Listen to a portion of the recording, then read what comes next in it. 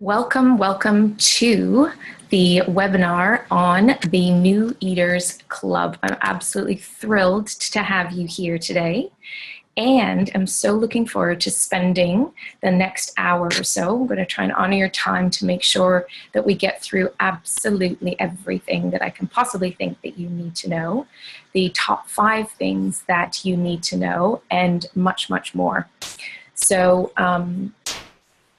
we're going to go through a whole bunch of things and, making sure that you've got as much information as possible. My name's Lianne. For those of you that don't know me, I'm a registered nutritionist.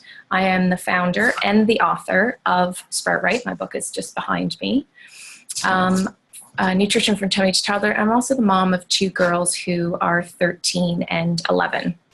So for about, as I said, the next 45 minutes or so, I'm going to share the top 5 things that I know that you need to know about starting solids and progressing, because we get to start, but then what happens next in the following weeks and months. So even if you've already started, there's definitely things that you're going to be able to pick up on today. Last night we had a webinar, which was great. The questions just kept coming. It was fantastic. So we've gone over the options just on the bottom, the chat. Put those questions in the sidebar for me, and I will get to those. And yeah, so let's get started. So I do also want you to know that all of the advice and recommendations that I say during this call, they really are quite general.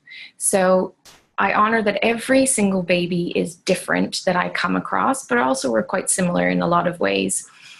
But very often in consultations, I may change my usual suggestions from a little bit outside of what I might say today.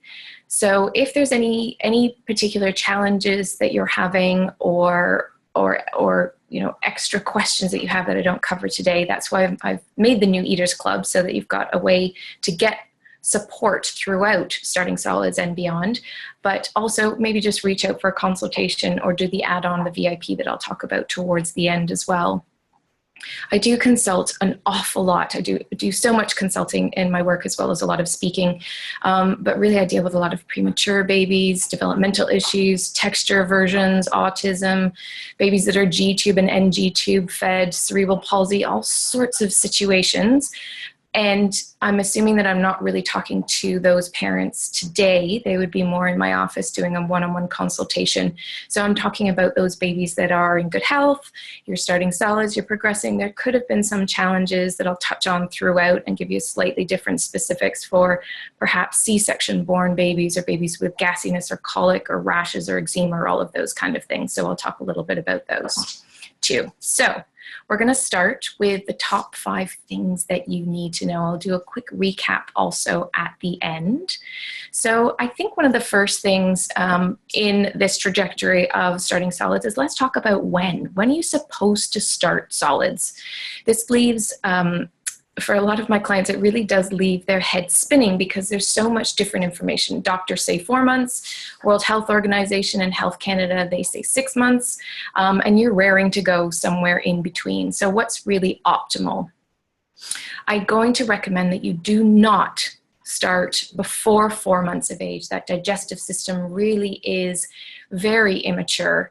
So it really, just so that you know, it's okay really to wait. Don't be in such a rush. It's an exciting time, but it's also an awful lot of work. So starting on solids can be so much fun and such a time of exploration, but at the same time, you've got to make the food, you've got to carve out the time to feed the food, and then deal with anything that comes up.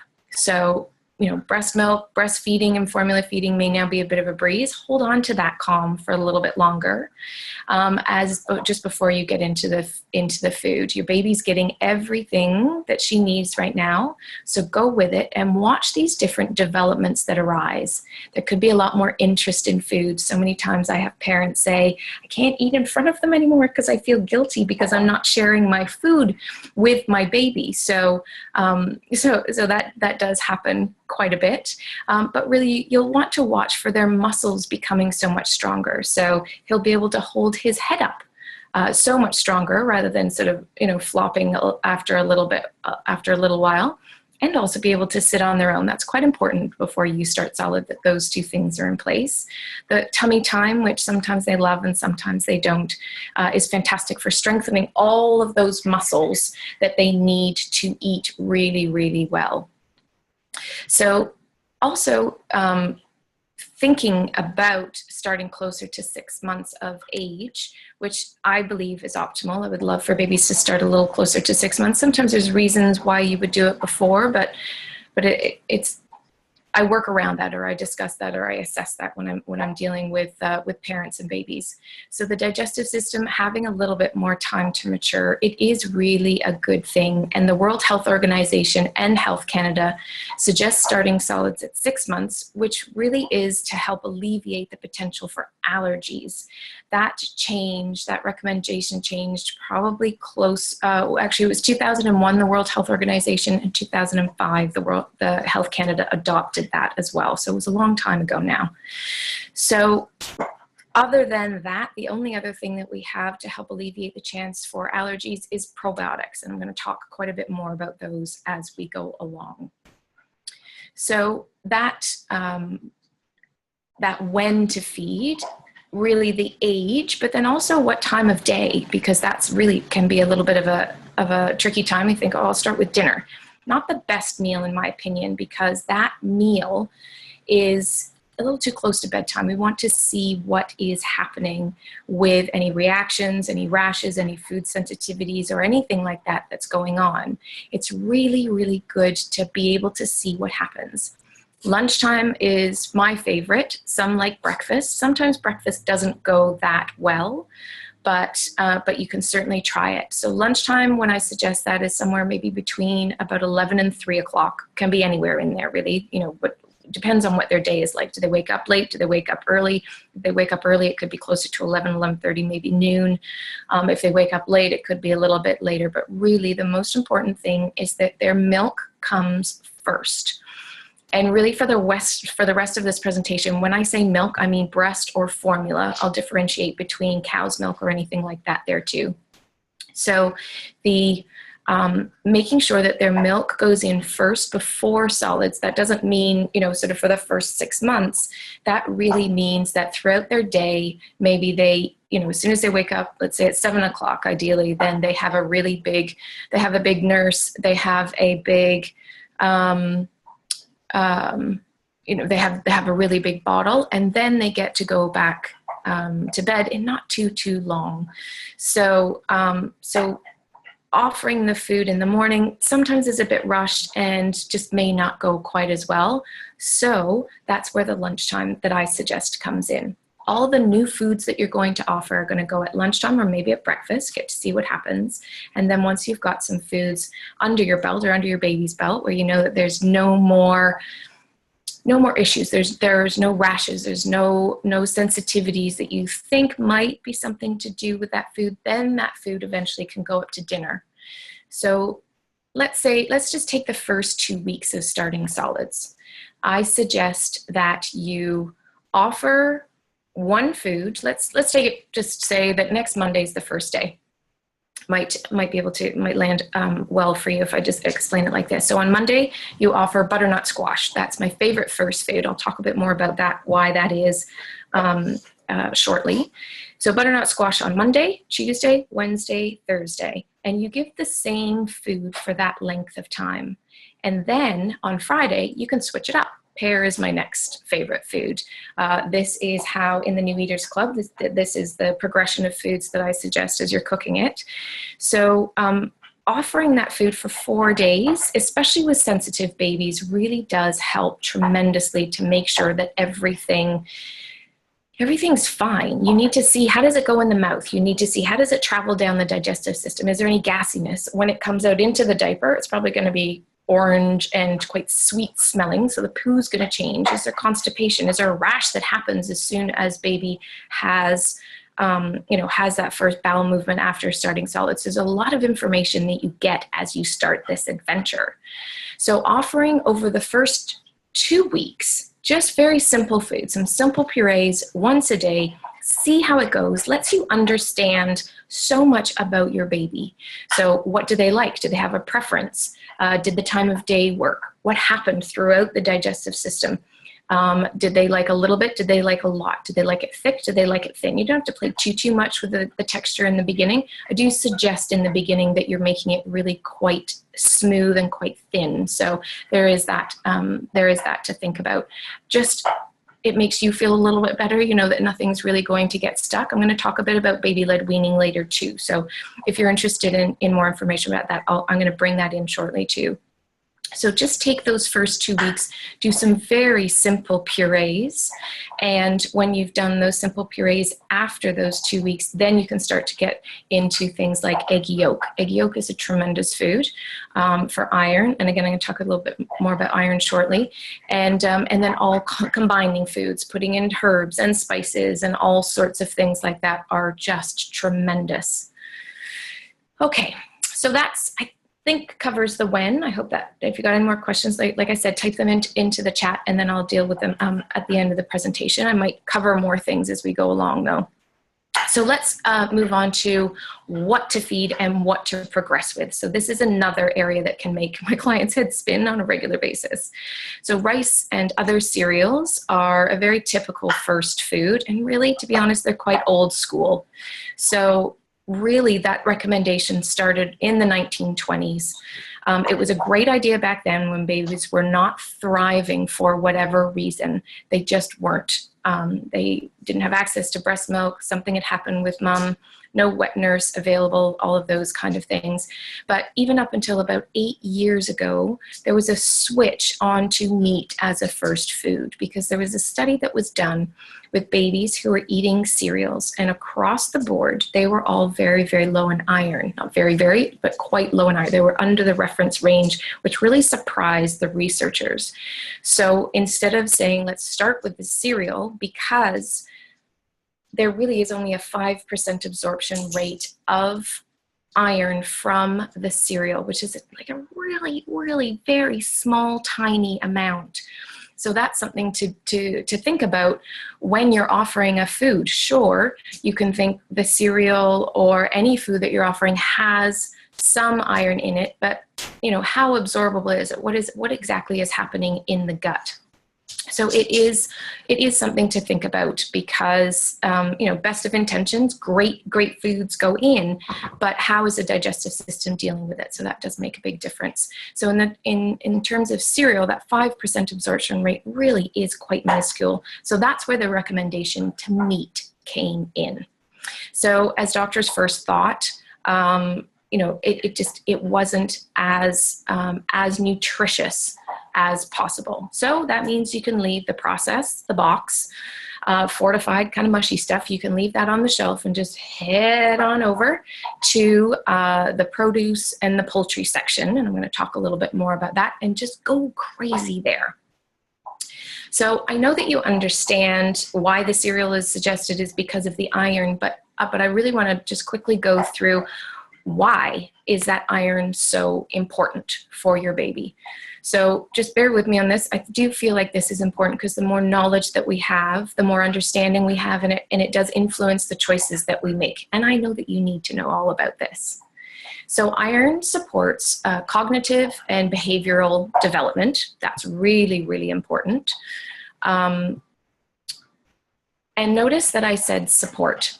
So it's not all about the iron. DHA is really important, making sure that breastfed mom is getting it or formula-fed baby is also getting DHA in some form. I do like that you're offering a supplement to a formula-fed baby rather than relying on what's in the formula. There are a lot of cofactors involved in supporting the cognitive and behavior development. And, you know, really in every step of growth, they need nutrients all the time. Deficiencies happen when iron intake's kind of lower than about 11 milligrams a day. That's what they need. Now, don't go getting hung up on that number and starting to add things up because that's really not necessary. I want to first look at why might your baby be low in iron. So I'm going to go through a few things. Signs of anemia, first signs of anemia, which is of low iron, is fatigue, irritability, shortness of breath. And really the only way to know the iron status of your baby is to have their hemoglobin levels checked by blood test. So not all parents want to do that, but if there is a concern, then it is recommended to talk to your doctor, your pediatrician about having a blood test. So babies who are more at risk for iron deficiency, when I'm a little more worried, when maybe a sort of like an orange flag goes off for me and why I'm more concerned, are babies who were born prematurely. Because they get the majority of their iron stores from mom during that last trimester of pregnancy, they also get a crazy amount of calcium at that time too, but nobody's talking about where they're going to get the calcium from with the premature baby. Depending on the age of the baby, if it's 2 to 3 weeks, it may not come up. For the much younger babies, then there could be a discussion around that with the doctor. As well as premature babies, low birth weight babies, so under about 3 kilograms, 3,000 grams, or about 6.5 pounds. Whether they were born at term or prematurely, they tend to have reduced iron stores at birth and might need additional iron earlier. I'm going to explain a little bit more about that too shortly. Babies who were born to mothers with poorly controlled diabetes during pregnancy, that's also a concern, a little bit of a, I'm going to be thinking about iron and maybe recommending a tissue salt or something like that to make up for what's going in. And babies who are fed cow's milk instead of breast or formula during the first year of life, they could become anemic. Studies show, which I find just amazing, that even if mom, and I was definitely one of them, I was anemic during both of my pregnancies, studies show that they took everything that they needed. So, which probably left me deficient and a lot of you deficient if you're anemic during your pregnancy, but that does not impact the baby, even post while you're breastfeeding. If you still are low in iron, studies show that it doesn't impact the baby. So that's really, really good to know. So healthy full-term infants who are exclusively breastfed for periods of 6 to 9 months from birth have been shown to maintain normal hemoglobin levels and normal iron stores. I've had a lot of questions lately, interestingly enough, on how much iron is in breast milk. It's a much lower level, but really the absorption it all comes down to the absorption. There was one study that was published in 1995 concluded that babies who were exclusively breastfed for 7 months, so that was quite interesting, not given any iron supplements or iron fortified cereals, they actually had significantly higher hemoglobin levels at 1 year than breastfed babies who received solids earlier than 7 months of age. So I'm not necessarily suggesting that we move that 6-month mark up to 7 months, but I'm hoping that maybe this will sway you if you're thinking of starting earlier, you have started earlier, or you're in two minds about when to start. So obviously the longer that we leave it, the more there's no confusion with the body. It just goes in all the time. The nourishment is just going in. So, for both the digestive system and the iron status, that 6 months to me just makes more and more and more sense. The original recommendation for the iron fortified foods, that was based on a formula-fed baby's needs because of the absorption of the iron in the formula. Yes, breast milk contains less iron than formula when you compare the amounts, but there are actually 2 proteins that aid in the absorption of iron, called transferrin and lactoferrin. Doctors didn't know back then that the iron in breast milk is absorbed much better because of these proteins when they recommended the iron fortified foods when that was made sort of across the board. So they didn't quite understand that. So really the transferrin and the lactoferrin goes into the body at the same time as the breast milk, and then these proteins go along and they literally pick up the iron and deliver it to the bloodstream. And a major benefit of this is that these protein, because it's binding to the iron and in the intestines and delivering it, it prevents any potential harmful bacteria. Could be E. coli, Salmonella, Clostridium, Bacteroides, Staphylococcus. Any of those, fungus, candida, any of those bad guys, we all have those in our gut across the board. Babies, adults, 90-year-olds, 100-year-olds, we all have some of that. But the really important thing to know about that it needs to be in balance. We need about 80% good guys and about 20 or less % bad guys, or that's just how it is. So we want to influence that as much as possible. Really, really important.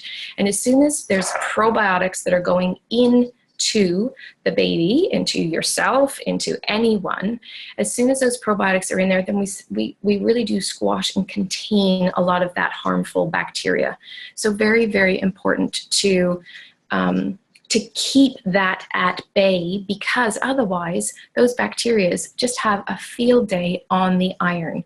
So when the formula milk and when the cereal comes in, we have what I call free-flowing iron, then all of those harmful bacteria are having a party. Basically, they're eating all of it up, and there's not as much that's being transferred to baby. I hope that makes sense. So really, it comes down to the numbers of good guys and bad guys. So babies that were born by cesarean section have a less amount, potential for a less amount of beneficial bacteria. When baby travels through the birth canal, they get completely coated in beneficial bacteria.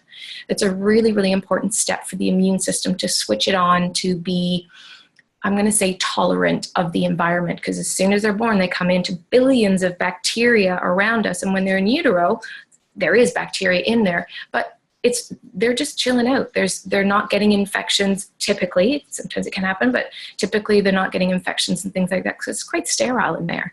As soon as they come out and they travel through the birth canal, they get this wash of mom's beneficial and bad bacteria. We pass that on to them too. So that is an important immune step. Babies that are born by cesarean section, they miss that step. So in some hospitals that I know in Toronto, they take some of mom's vaginal flora and wipe it all over the baby, because they know that that is an incredibly important thing. As soon as baby comes to mom's skin, we give them, again, lots of bacteria when they're skin to skin. So really important that they're skin to skin as much as possible. And if they were born by C-section, if mom had any antibiotics during pregnancy, during labor, during delivery, or post while breastfeeding, then that will also alter, that will change things so that you have less beneficial bacteria and potentially more bad bacteria. So let me just talk a little bit more about probiotics sort of as a whole, so that you have more of an understanding. A lot more parents are understanding what probiotics are all about. It's recommended for colic in the early days, and even in the workshops. And when I'm speaking, so much more awareness around this. I actually had a workshop yesterday, and I sold out of the HMF Baby B because there was a large proportion of everyone who was breastfeeding. One mom was just having a little bit of formula going on, so then I gave her the Baby F. So I'll show you this. Is the HMF Baby F, which is for formula-fed babies, and then there's a smaller box and bottle for breastfed babies. I have more arriving today for those moms that didn't get it yesterday, and anyone else that wants to order this on sproutright.com. Sorry, I don't have one to show you, but this is just a much larger box. So I do wish, if one of those things, what would you like to happen, is that all babies, as soon as they're born, could be exposed to probiotics, no matter how they were born, vaginally or otherwise. It really is the only way that we know of right now to reduce the chance of allergies by 50%. So Baby B was actually used in the UK, and a study called the Swansea study, where they gave the HMF Baby B to infants, newborns actually, as soon as they were born. Some of the infants got a placebo, and the other part of the group got the Baby B, and then they followed this group, the double-blind placebo-controlled trial it's called. They followed this group for 5 years, and the reason why they did that is because they wanted to, first of all, know about allergies.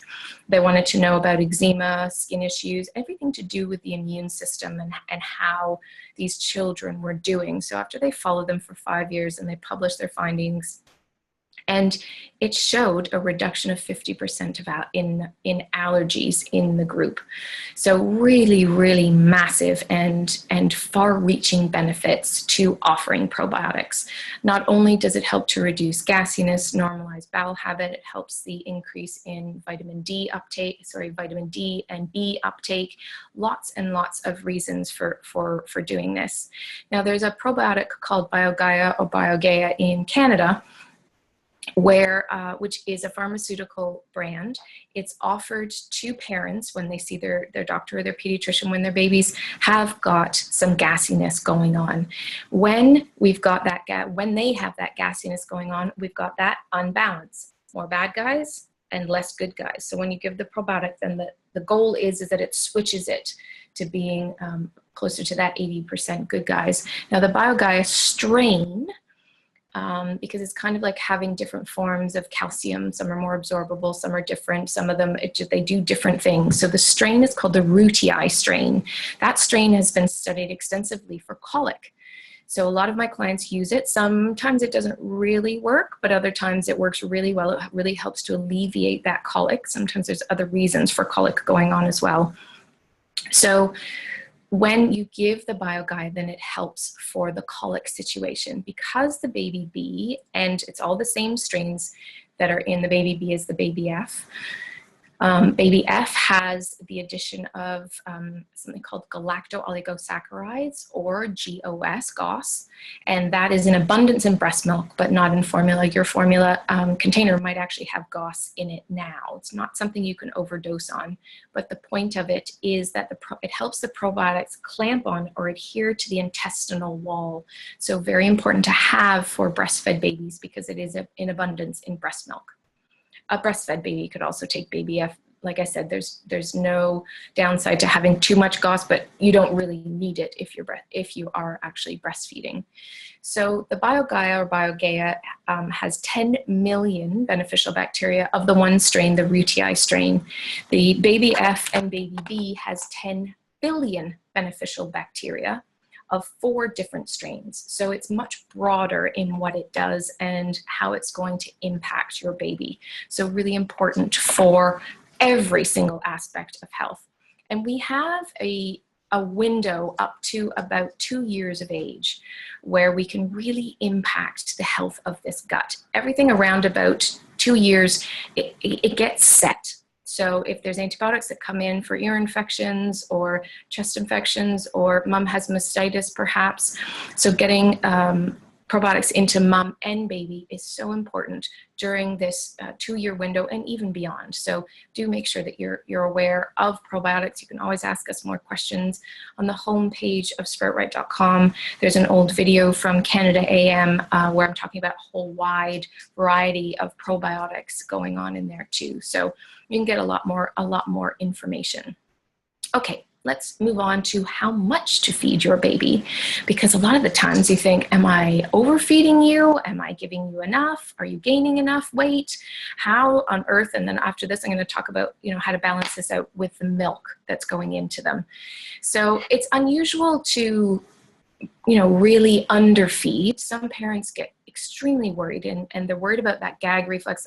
If you see it, is the food a little too chunky? Is it going down the throat without there being gagging there? So some parents get really worried about that aspect of things. But remember, your baby's main source of nutrition is their breast milk or their formula as you're introducing solids. So that allows you to just sit back and say, this is one big experiment and let's enjoy it. Let's see what's happening and really tune into that intuition, into that gut feeling, that mom gut feeling or even dad gut feeling that you have about your baby as you start and progress, because you sometimes get a bit of an inkling, and I hear it so many times from clients who said, well, I kind of think that maybe it was this. And as soon as I hear that, I think, yep, I think it is too, because like innately we have this intuition that if we just kind of listen to it, then we know what's going on with them. It just sometimes we kind of talk ourselves out of it. So if you offer food and you think, I don't know that sat really well, I might suggest something else, that it could have been teething, or there could have been this, or it might have been the curry that you just ate last night if you're a breastfeeding mom and you didn't quite realize that that was going to impact your baby. So you get a symptom at the same time as starting a new food, and that can be a little bit tricky.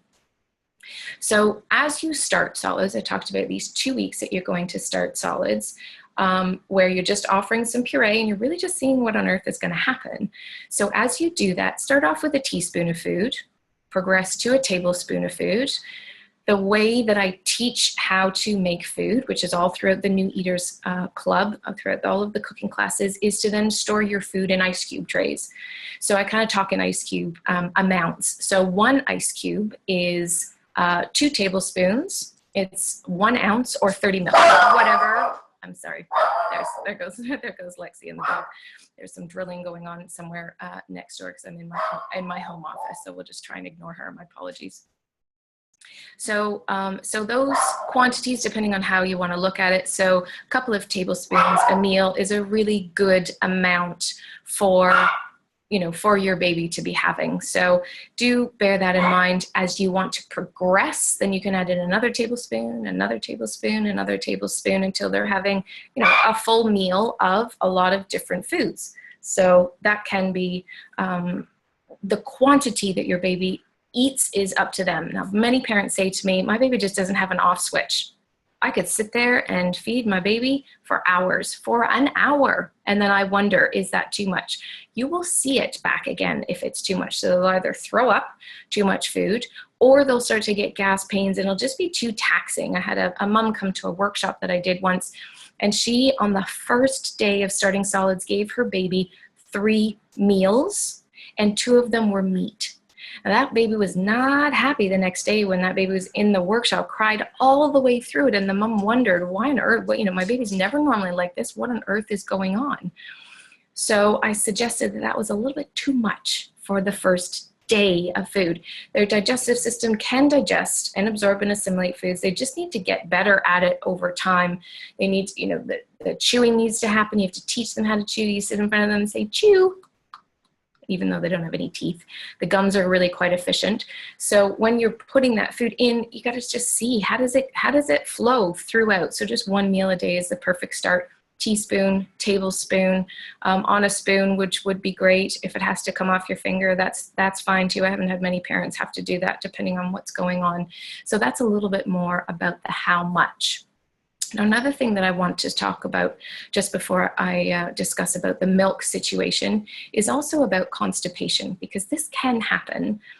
And it really is a symptom that there's something else that's not quite right going on there. So it could be from a food like a boxed cereal. That doesn't sit quite right. So a lot of the cereals I see cause constipation a lot.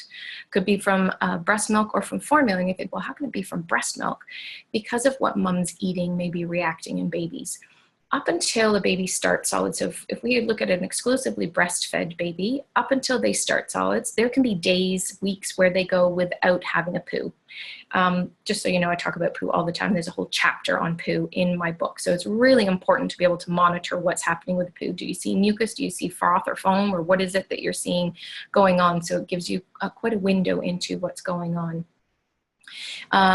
If a baby is formula fed and we see constipation, then I'm always suggesting switching it up, getting more probiotics in there to see what's happening. So if it's the breast milk, I then look at what mom's eating, what's going on with her diet. Could also be from a puree or a food that doesn't have enough water in it. If you decide to start on a cereal, rice seems to be the worst. Maybe mom or baby has had some medicines or antibiotics, something like that. That can upset, like I said, the bacteria in the gut. Reflux medication, that may slow down the transit time in the gut too. So it's good to assess the whole situation when it comes to anything to do with constipation and also even diarrhea. If we have a lot of loose stools, blood in the stool, those kind of things, I'm definitely looking towards dairy. That may not be from the formula that's going in if a baby's not formula fed, but a little bit more to do with what mom's consuming. So if mom's consuming any dairy, milk in her coffee, cereal, cheese, yogurt, great snack throughout the day, anything like that that's happening, then I will definitely I'll definitely suggest that mom has a look at that, both for spit up, but then also for any diarrhea type of situations. And then the last thing I want to touch on before I come to our questions is, what about the milk? What are we supposed to do with that? Because a lot of the times you think, okay, this food's supposed to be really important. I'm supposed to give you all of these great things. But how are you going to have room for that? Because you've been managing to grow and develop in such a crazy way over 6 months before you start solids, just on the milk alone. It really is. It's crazy. It does blow my brains on how much they grow in that first 4 to 6 months. So milk first, food second, stays until probably close to 9 months or so. I want them on 3 meals a day by the time they're 9 months of age. And you don't change anything to do with their milk until they do. Now, if you're breastfeeding, you're not necessarily going to notice that they were nursing a minute less or something like that. You may notice if it's 5 minutes less. And at a workshop yesterday, one of the babies who was listening in, who had started solids, she was on the breast, off the breast, on the breast, off the breast. Ooh, what am I missing over there? And flipping her head back, listening to what I had to say. It was, it's always funny when they do that. So you're not really going to notice a change in breastfeeding, but you may notice it if it's in a bottle or if it's a formula-fed baby.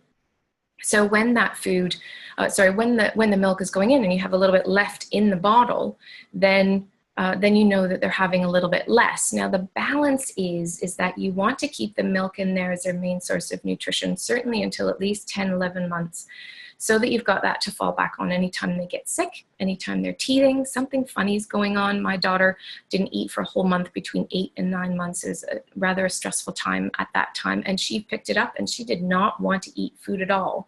But I knew that I was still breastfeeding her. I had heard other people that had exclusively breastfed with no food, their baby until they were a year, and they seemed to be thriving quite fine. So I didn't really worry so much. Our pediatrician kept watching to see what was going on with Logan to make sure, well, how was her weight doing? Was there any other issues that were coming up? She was perfectly healthy and still is. She's a 13-year-old who's taller than I am now. Perfectly healthy, but that was just what she needed to do at that time. So we just fell back onto the milk, and she just nursed an awful lot more. And some people said, well, it's because you're nursing her so much. I was like, well, what am I supposed to do? Starve her just so that she'll have some butternut squash? No. That's definitely not the thing to do. So fall back onto the milk. So you want to keep that there. If after 2 weeks you go to 3 meals a day already, then you might find that the milk is dropping off quite quickly there. That worries me just a little bit more, because there's so much in the milk that they can easily absorb, and the complexity of the food that I want you to be offering to your baby is not quite there yet, depending on what stage you're at. So yeah, sure, you can give them meat once a day, you can give them eggs once a day, you can give them their fruits and vegetables. I actually really recommend starting off with bone broth, homemade bone broth. That's a recipe that comes in with the New Eater Club, so that you can make that, get that into your baby before you start solids, and then you mix that in. Anywhere that I say add in water, now it's add in the bone broth to increase the fat that's going into your baby, as well as all those nutrients, amazing for iron, calcium, magnesium, all those trace minerals that your baby needs. So when all of that is going in, and over time, closer to 7, 8, 9 months, then I would definitely see a change in the milk consumption. Now, breast milk becomes more concentrated as time goes on. So if your baby is on for 5 minutes and off, when they used to in the beginning nurse for what seemed like 45 minutes, I used to be a human pacifier in the beginning, so maybe you can relate to that, where I thought, okay, I think you're still getting milk 45 minutes later. Not a chance. She was just asleep, suckling away on me, on my breastfeeding pillow. So they become efficient. Our bodies become efficient. So they're getting all of their nutrients. They're coming through, and it's incredibly important to understand that, because even if your breasts don't feel as full as they used to, and you're thinking there's no way that my baby is getting nearly enough milk as they used to, they really are. The only time that I knew how much my daughters were taking was if they threw up. then I saw like, whoa, how on earth did that much get into you? And you were only on me for 5 minutes, or you're nursing for 5 minutes. So I do not know how that happened. So really quite amazing. So I've talked about a whole bunch of things. Let me just quickly recap on a little bit of what I've talked about, and then I'm going to introduce you to the New Eaters Club. So the when, I recommend that you're starting at 6 months. World Health Organization and Health Canada both say the same. And remember what I mentioned about iron, about that iron status. Being so worried about them getting enough iron by offering food may be counterproductive. At the 4 month, 5 month mark, so starting at 6 months. If you've already started and your baby is 4 months of age, get those probiotics in, squash those bad guys so that they really are contained. You have a lot more beneficial bacteria going on into there. When we've got so much more beneficial bacteria, just the whole system works so much better. The iron is going to be absorbed much, much easier. What to feed them. I do love that you start with fruits and vegetables, all of those incredible tastes, flavors. I want their taste buds to have a party.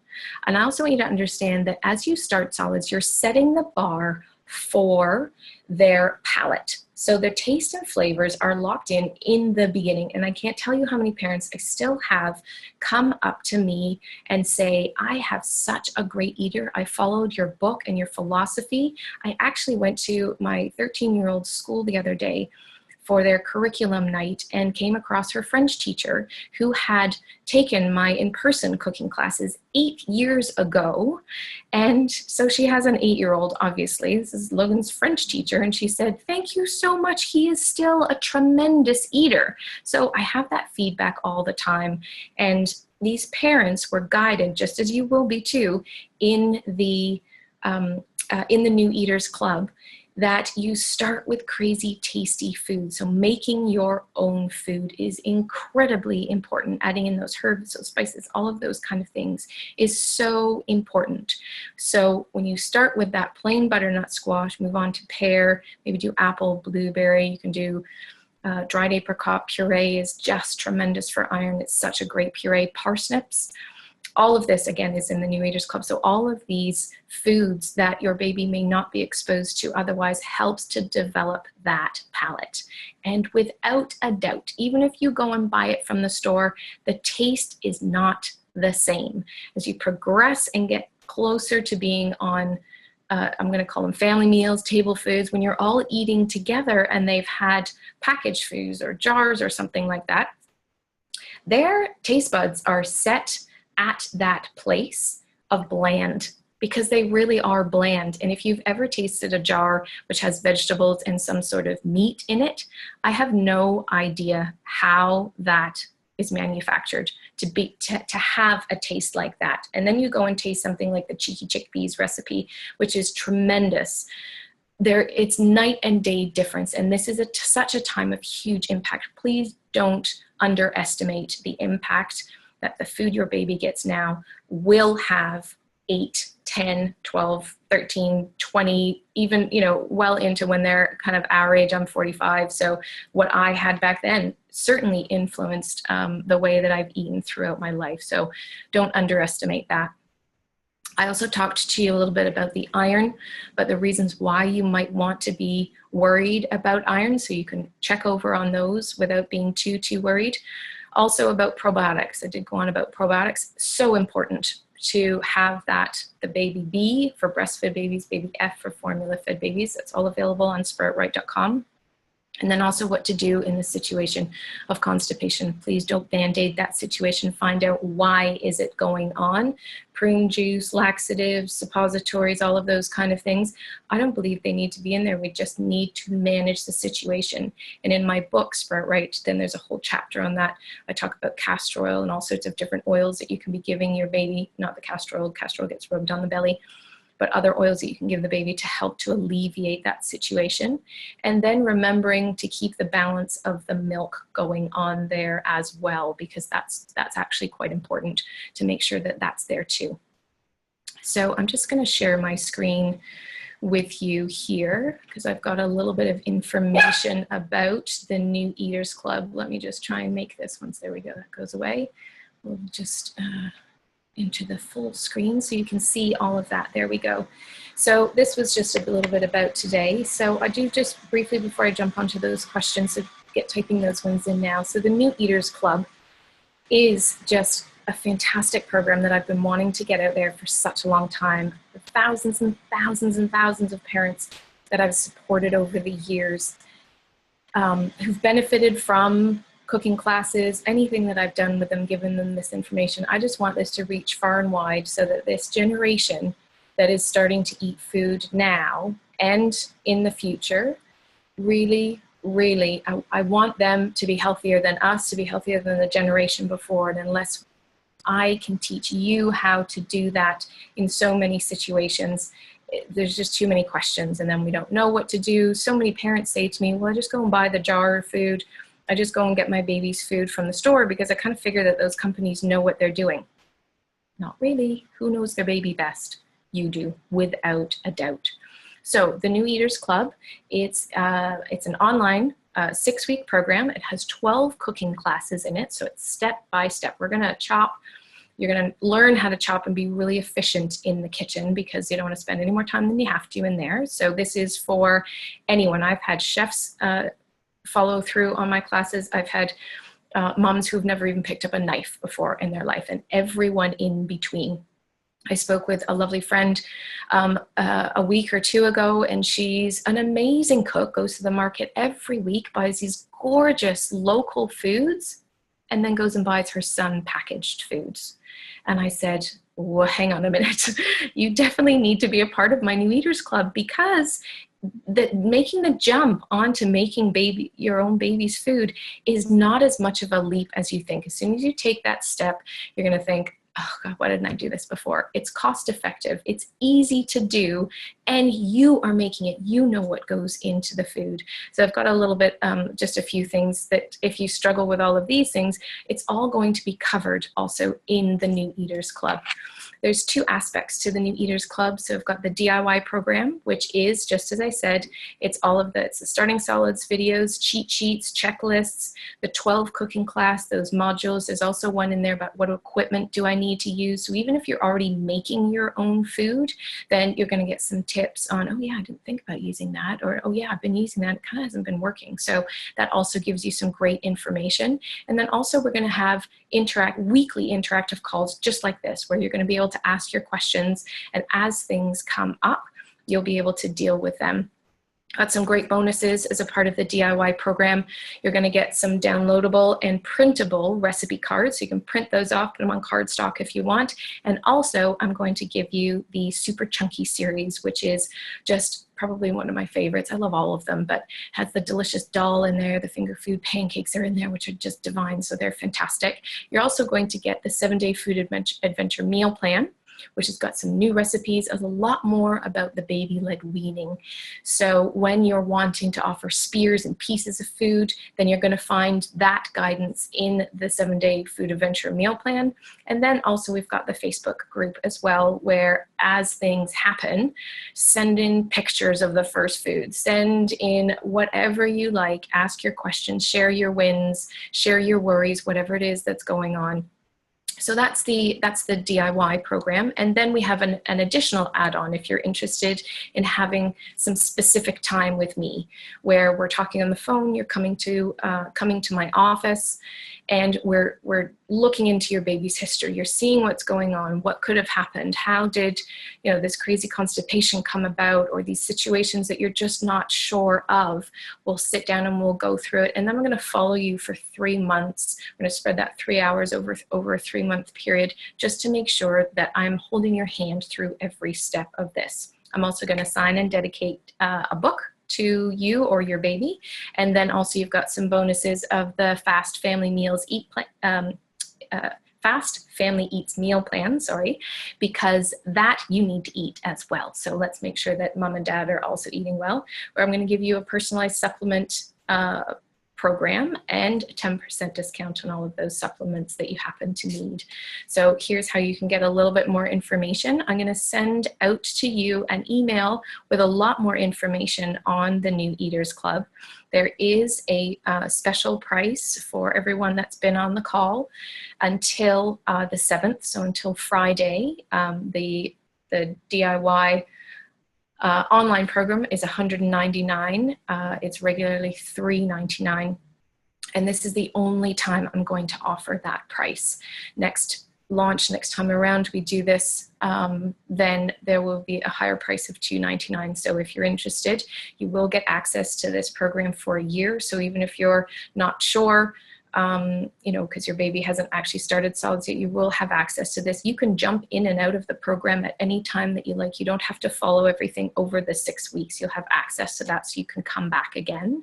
And then the add-on is for the VIP program is an extra $400, but that will be outlined in the email that you will get, as well as the as the recording of what we've talked about today.